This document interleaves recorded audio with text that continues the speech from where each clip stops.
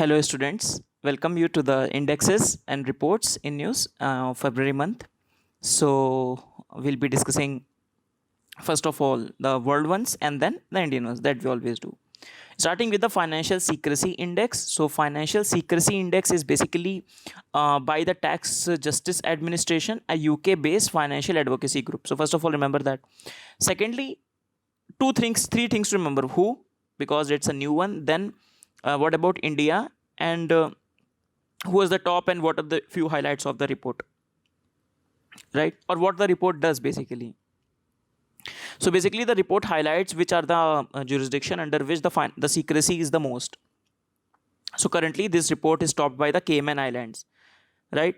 You will be surprised to know which is the second one. Second one is the United States of America, right? Now, Switzerland earlier was very high, but they have received the low rank because now they have some thing called automatic exchange of information. Now, if you remember this, India has also signed with Switzerland this automatic exchange of information because of the which cause of the apprehension that many of the black money of Indians are stashed in the Swiss banks, right?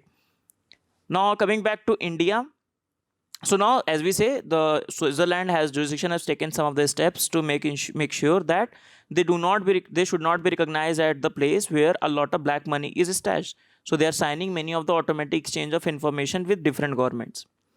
Now, within the India also has improved. Its rank has decreased, so we can say it has improved, right? So the rank has decreased from 37 to 47. However, the newspaper also says that is also because many of the new countries are added which are not there before. In any case, if the question comes, portion will be more or less around which is the country, which is the organization which launches this index, and secondly, not about India, which is the country at the top. Okay. Next is World Air Quality Report. So World Air Quality Report is this time published by the, remember, it is not by the WHO, it is by the Greenpeace and IQ Air. Okay. Now it says that 21 of the 30 most polluted cities in the world, most polluted cities in the world are in India. You can see Ghaziabad, then Delhi, Noida, Gurgaon, NCR cities, then Greater Noida, then Bhandwari. Many of the cities of India listed in there, right? So this is not a good accolade that we want to have.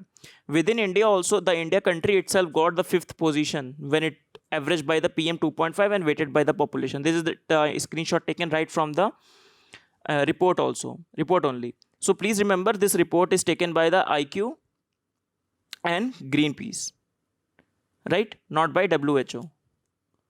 Okay, moving forward. Next is Global Macro Outlook Report. Now, this report earlier was published in February around. Then they have projected some sort of growth of India as 5.8%.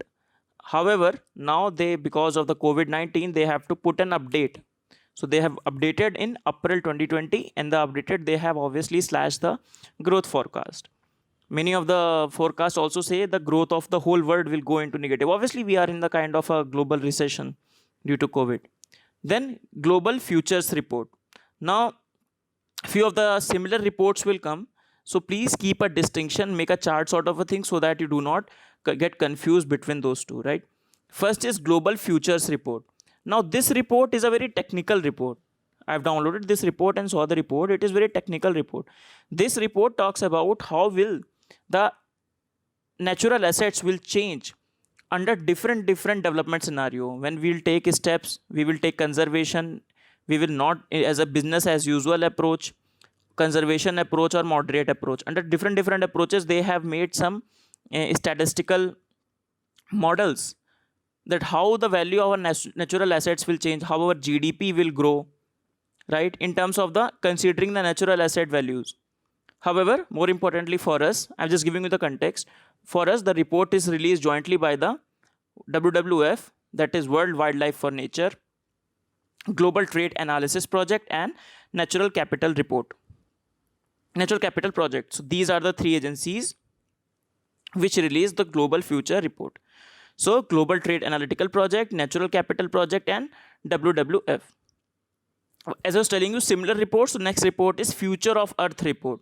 So Future of Earth Report, it basically talks about right? It talks about that how still we can manage it under 2 degrees Celsius, like the Paris Climate Accord. Which are the institutions releasing it? South Asia Future Earth Regional Office, Devicha Center for Climate Change, and IISC, Indian Institute of Science. Okay. Now they also talked about the interconnectedness of the risk. First of all, they identify the risks, major 5 risks, for example, failure of the climate change adaptation, extreme weather events, biodiversity, food crisis, and water crises. They identify the risk factor, right? Along with that, they also identify the interconnecting factors. Now, one of the interconnecting factor, if you identify this one, now this has taken the whole world by what we say storm. So now currently this effect is having effect on every aspect of our life currently. Infectious disease. Next is important one. This is International Intellectual Property Right Index. So first of all, it is published by US Chamber of Commerce Global Policy Innovation Policy Center. So GIPC of United States, sorry, not United Nations. So remember, not by any international agency, but by the United States, right? So last time they conduct of 50 states, now they have conducted of 53 states, right? So India has improved upon it. So last time we are on the 36 out of the 50, now we are at the 40 out of the 53. Sorry, we have not improved, we have India better score, however our rank has decreased. Okay, so just to tell you that our rank has decreased, I'm sorry, right? Scores have improved, however, the overall, because other countries have improved more than us. Okay, so the countries, 53 countries that they include, they represent 90% of the global GDP. Not all the countries, remember that, right? So currently, as I was telling you, India is ranked at 40th out of the 53. Earlier, we are at the 36th out of the 50 countries. So 3 countries new included are Dominion Republic, Greece, and Kuwait. Okay, not important. I don't think they will ask you which new countries they have added. More or less, they'll ask you who releases this index and what is the Indian, which is the rank India has there. They'll ask you a very absurd type of statement. For example, India is among the top 10 countries or top 20 countries or bottom 5 countries, like that. So remember, all the 3 options are wrong. We are in between. Earlier, we used to be in 2016, 2017, we used to be in the bottom 5s. But now we have came out of it. One of the reasons being our IPR policy 2016. So we are taking some strides into improving our IPR infrastructure ecosystem. Next is Global Go-To Think Tank Index. So basically this index, what it does, it's an index released by University of Pennsylvania. Just one second. Index released by University of Pennsylvania each year since 2008. Now this particular index ranks the different think tanks in the world, okay, according to the different categories. So for example, there is no one single list. For example, CSE from India is among the top environmental think tanks in the South, Global South. Okay, Center for Science and Environment. Similarly, ORF, must have heard of ORF. So ORF has got different ranks in different categories. For example, it is the think tank to watch, it got 9th rank. Think tank with most innovative policy, 7th rank. So you don't have to remember the ranks first of all. Just remember who releases this particular index. This much is relevant for us. Okay, so what it does, it evaluates the public policy research analysis engagement of the organization and how it affects to the more informed policy making. How these organizations lead to more informed policy making, more interconnected policy making. This is the idea behind this particular index. Next is Global Health Security Index. So this index is released for the first time by Nuclear Threat Initiative. NTI is Nuclear Threat Initiative, then Johns Hopkins University, and then Center of Health Security in association with Economist Intelligence Unit. Okay, so they rank the country based upon the 6 category, that is prevention, health detection, reporting, rapid response, health system, compliance, and risk environment. So they assess the 195 country across these 6 categories.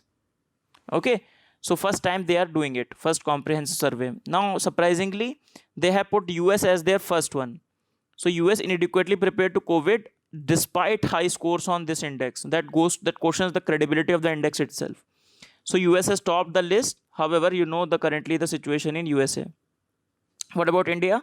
India ranks at the 57th out of the 195 country.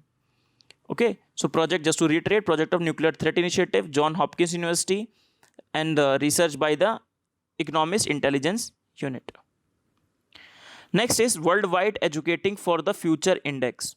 So again, by the Economist Intelligence Unit. I think this becomes important because many of the indexes are released by this Economist Intelligence Unit. I'll try to give a list of the indexes prepared by this particular institution. Okay, because we'll be finishing very soon. After this video, the next video will come of the March indexes, right? So we'll be finishing 10-month indexes. So we'll have a comprehensive idea of all the indexes. So India jumps 5 ranks to 35 rank in the Worldwide Education for the Future Index. So these rankings are based upon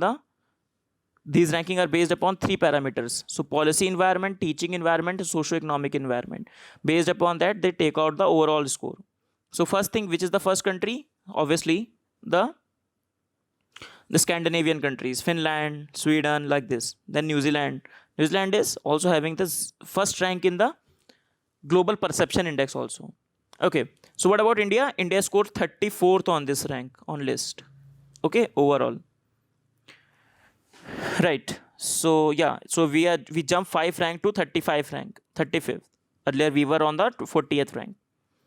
So this index, interestingly, it also takes care of the inputs, not only the outputs. So for example, as you have seen, what are the parameters? Policy environment, technical environment, teaching environment, policy environment, and socio-economic environment. So it focuses more on the input with respect to child rather than the outputs. For example, what are the learning levels and these things.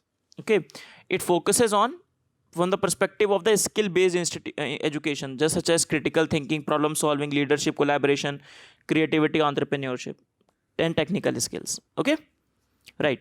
So within the world, if we talk about some of the countries have taken a back, for example, US, UK, France, they have fell back, while China, India, Indonesia are doing well, according to this report. This report is commissioned by the Eden Prize Foundation. Okay, just remember a fact. Eden Prize Foundation goes for it, right? So it assesses the effectiveness of the education system in preparing students for the demand of the work and life in a rapidly changing. Obviously, we have discussed a lot, many of time we have discussed about how the future ready skills we need, right? Skills for the replacement of the modern factory that come with the Industrial Revolution 1.2 to the smart factory. So for the smart factory, we need smart workforce, smart skilled workforce. Right, so we are done with the reports and indexes from the world. Then we discuss few of them from India, starting with the Nature's ranking index. So this index is released by the Nature's Index, a database compiled by there is a famous journal named Nature, if you know. So under which very research articles or journals are published. So they compiled the list of the institutions which are getting the most top research outputs. So CSIR comes first, second is IISc, and third is TFIR. Okay, just remember the CSIR one and just remember the Nature Index. I don't think this is important. Okay, next. So RBI has released one report, assessment of the progress of the digitalization from cash to electronics. So it is done in the post demonetization. So assessment of the RBI that what is the trajectory. So they have seen, yes, the improvement has been done. They have seen a lot of increment on the digital thing. However, they say cash is the king, but digital is divine. They say cash they use not for the transaction, but for the storing purposes. Right? Some of the details, but not very important for prelims. For prelims, just remember this thing. Obviously, also they have also planned to release one digital payment index. Okay, and they will make it in July. So I think next year, I hope next year you prepare it for current affair, not this year, or for the mains, right? So it will be based upon the operating parameters such as how the penetration in the rural areas and what are the innovations have been taken to ensure that the digital payment get the penetration in the different zones, right? So when the index finally comes out, then then we will see what are the concrete framework of the index are. So again, remember, this index will be released by the RBI. Next, this one is important for us. I think the 2 to 3 are remaining. First this one, then ease of living index, and although these things are really important for our prelims. First is National E-Governance Service Delivery Assessment. Okay, so it is released by the Department of the Administrative Reform and Public Grievances, right? So which is the under which department? Department of Administrative Reform and Public Grievances. If you remember, this is the same ministry which releases the Good Governance Index also. So you can see that in this context. Now this talks about the e-governance, okay, along with the NASSCOM. So with this, they have released this particular assessment report. They talk about that Kerala has topped the index with terms of the coming out, giving the e-governance service delivery. So within the states, biggest state Kerala has topped. Within the hilly states, Himachal Pradesh is doing really well. Okay, they also rank the ministries also. So they also rank the ministry, for example, which ministry is doing really well? Ministry of Health and Family Welfare. Okay. So what are the parameters they have taken into account while assessing this? So what are the parameters? Obviously, you can all talk about these parameters with respect to e-governance also. So what is the accessibility, ease of use, end service delivery, integrated service delivery, status and request. For example, this is grievance redressal, information security and content availability. In which language the content is available, right? Within the union territory, the first rank is by the Andaman and Nicobar. Within the state, first is Kerala, second is Goa, third is Haryana. Right? So this becomes important for our exams. And most important for our exams is this one. Ease of Living Index and Municipal Performance Index. This is released for the first time. And within the Ease of Living Index, they have included one change for the first time. What is the one change? Achha, first of all, who releases it? Ministry of Housing and Urban Poverty Alleviation. So Niti Aayog is not there. When the Niti Aayog is not there, then it becomes more important. Okay, so which is the what is the new one included in Ease of Living Index? This is citizen participation. So for example, 100 smart cities, they will be evaluated on this index. So under 100 smart cities, every city will be given 100 points. Among the 100 points, 30 will be given by the citizen only. What is the citizen perception of the ease of living? Apart from these three things.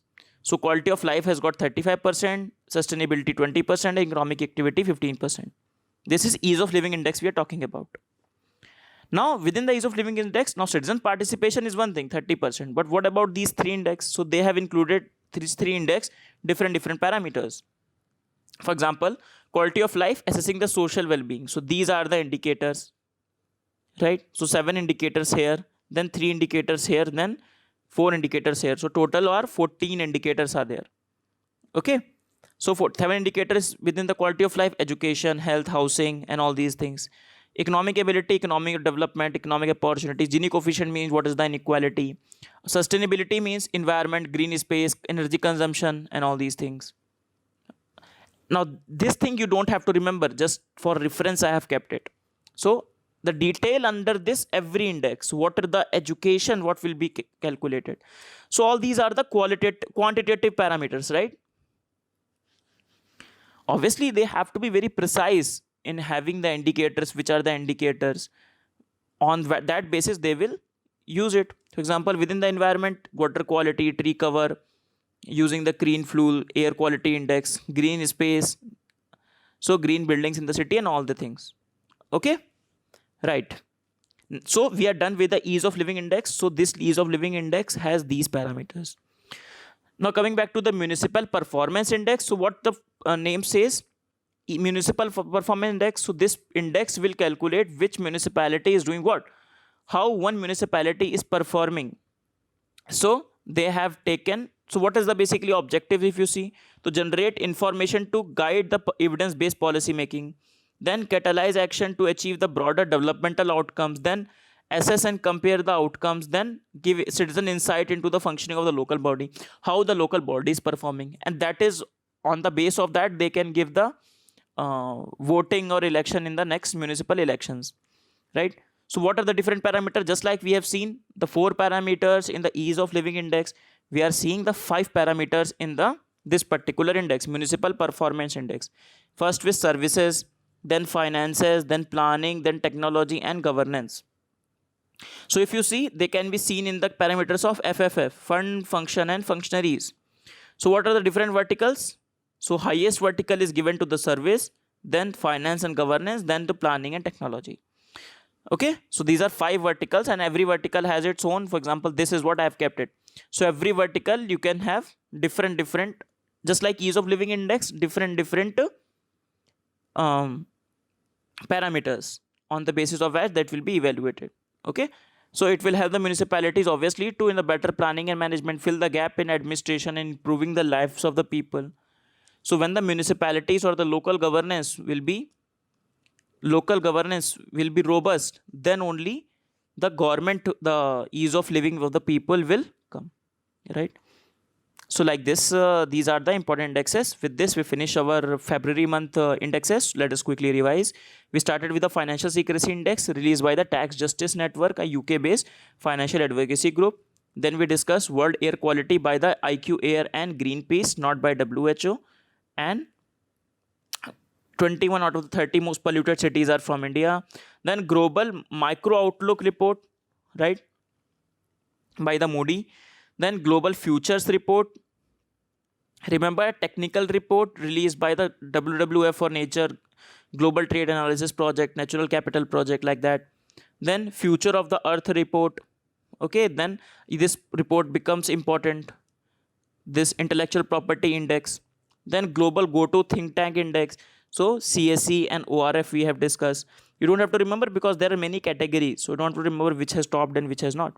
Then Global Health Security Index. These are the 6 parameters and we have discussed about how USA has been ranked as the top but has not got it, has not able to perform well with respect to the COVID pandemic, right?